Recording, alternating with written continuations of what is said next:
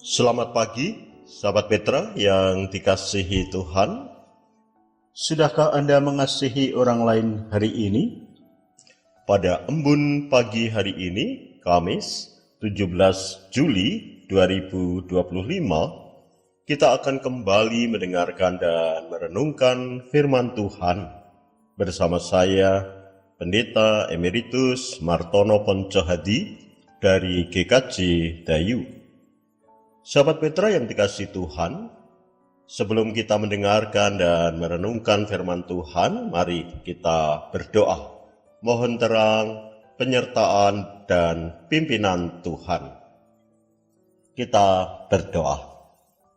Tuhan Allah Bapa di sorga, kami bersyukur atas pagi yang indah ini. Kau perkenankan kembali kami menikmati hari yang baru. Di pagi hari ini kami akan mendengarkan, merenungkan firman-Mu Tuhan. Serta dan berkatilah untuk kami mengerti dan jadikanlah kami orang-orang yang bukan hanya pendengar-pendengar tetapi pelaku-pelaku firman-Mu. Di dalam Tuhan kami, Yesus Kristus. Amin. Sahabat Petra yang dikasihi Tuhan, tema renungan kita saat ini adalah Tuhan Yesus Imam Sejati. Berdasarkan surat Ibrani pasal 5 ayat 1 sampai 6. Surat Ibrani pasal 5 ayat 1 sampai 6 demikian. Sebab setiap imam besar yang dipilih dari antara manusia ditetapkan bagi manusia dalam hubungan mereka dengan Allah, supaya ia mempersembahkan persembahan dan kurban karena dosa. Ia harus dapat mengerti orang-orang yang jahil dan orang-orang yang sesat, karena ia sendiri penuh dengan kelemahan, yang mengharuskannya untuk mempersembahkan kurban karena dosa, bukan saja bagi umat, tetapi juga bagi dirinya sendiri. Dan tidak seorang pun yang mengambil kehormatan itu bagi dirinya sendiri, tetapi dipanggil untuk itu oleh Allah, seperti yang telah terjadi dengan Harun. Demikian pula Kristus tidak memuliakan dirinya sendiri dengan menjadi imam besar, tetapi dimuliakan oleh Dia yang berfirman kepadanya, "Anakku, engkau telah kuperanakkan pada hari ini," sebagaimana firman-Nya dalam suatu nas lain, "Engkau adalah imam untuk selama-lamanya, menurut peraturan Melkisedek." Demikian surat Ibrani pasal 5 ayat 1 sampai 6. Sahabat Petra yang dikasihi Tuhan, dalam Alkitab jabatan imam merupakan suatu jabatan dalam kehidupan umat Israel yang penting peranannya. Tugas imam besar adalah yang pertama mempersembahkan korban. Kemudian yang kedua mengadakan doa syafaat atau sebagai perantara antara Allah dan umatnya. Dan yang ketiga, memberi berkat. Nah, itu tugas utama dari imam besar di Israel. Sahabat Petra yang dikasihi Tuhan, jabatan imam besar dalam perjanjian lama antara lain disebutkan dalam kitab 2 Raja-Raja pasal 22 ayat 8 demikian. Berkatalah imam besar Hilkia kepada Safan, panitera itu, "Telah kutemukan kitab Taurat itu di rumah Tuhan." Lalu Hilkia memberikan kitab itu kepada Safan, dan Safan terus membacanya. Itu salah satu dari ayat dalam Alkitab yang menyebutkan imam besar. Di kitab dan ayat yang lain juga ada beberapa penyebutan imam besar dalam perjanjian lama. Dalam kehidupan bangsa Israel, imam besar memegang jabatan utama dalam ibadah yang disertai korban atau lazim juga disebut ibadah korban di Israel. Pada masa kehidupan para rasul, imam besar adalah imam Yahudi yang paling tinggi kedudukannya. Ia mengetuai mahkamah agama, jadi sebagai kepala mahkamah agama. Masa jabatannya 1 tahun. Dan sekali dalam setahun ia memasuki tempat Maha Kudus di Bait Allah untuk mempersembahkan korban pendamaian bagi dosa seluruh umat. Itu salah satu tugas utama imam besar. Sahabat Petra yang dikasihi Tuhan, dalam bacaan kita disebutkan bahwa Tuhan Yesus Kristus adalah imam besar. Sebagaimana bertulis di dalam ayat 1, sebab setiap imam besar yang dipilih dari antara manusia ditetapkan bagi manusia dalam hubungan mereka dengan Allah, supaya ia mempersembahkan persembahan dan korban karena dosa.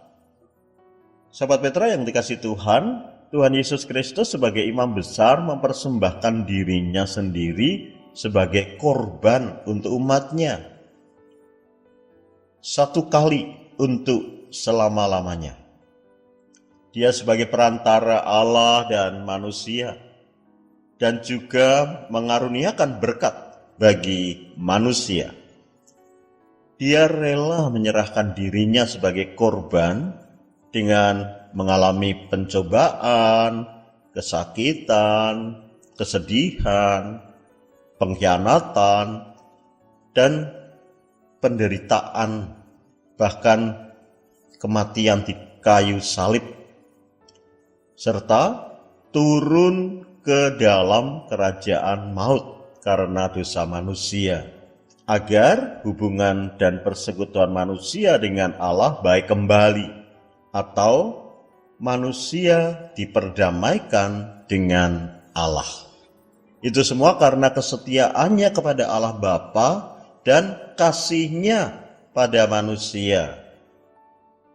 Oleh karena itu, sahabat Petra yang dikasihi Tuhan, sebagai imam besar, Tuhan Yesus menunjukkan ketaatannya kepada kehendak Bapa Surgawi.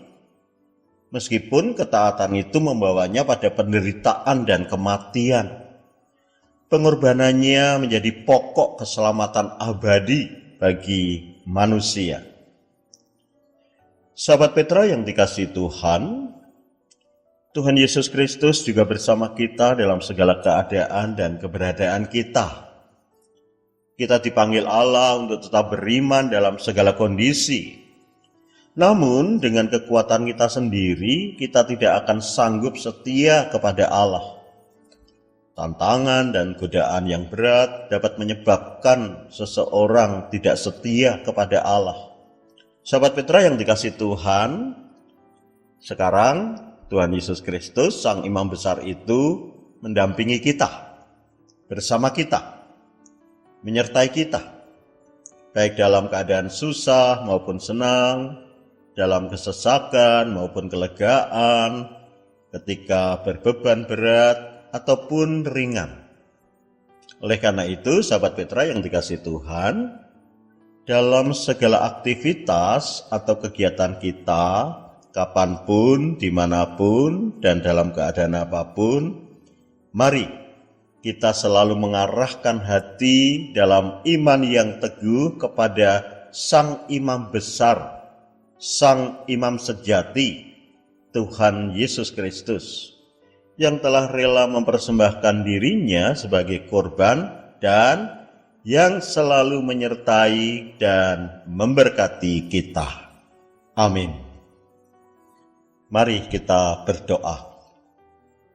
Tuhan Allah Bapa di surga, kami bersyukur pagi hari ini Kau perkenankan kami kembali mendengarkan dan merenungkan firman-Mu, di mana kami kembali mendapatkan penyegaran dari pengajaran akan firman-Mu, bahwa Tuhan Yesus Kristus adalah imam besar, imam agung, imam yang sejati, berkenan berkorban menjadi pengantara antara Engkau dan manusia, dan juga memberkati kami, manusia. Oleh karena itu Tuhan, kami menyerahkan hidup kami kepadamu. Roh Kudus menyertai kami untuk senantiasa menguatkan iman kami, dan kami bersyukur atas penyertaan dan berkat dari Sang Imam sejati, Tuhan Yesus Kristus, di dalam segenap hidup kami. Bapa di surga, sertai dan berkatilah kehidupan kami, agar kami tetap menyatakan kesetiaan kami kepadamu dalam penyertaan Roh Kudus, sehingga kami menjadi anak-anak-Mu yang senantiasa menyatakan kasih dan karya-Mu. Berkatilah segenap sahabat Petra yang terkasih untuk menjalani hidup ini dalam iman yang teguh dan tetap menyadari, menghayati dalam menjalani kehidupan ini bersama Imam yang sejati, Tuhan Yesus Kristus.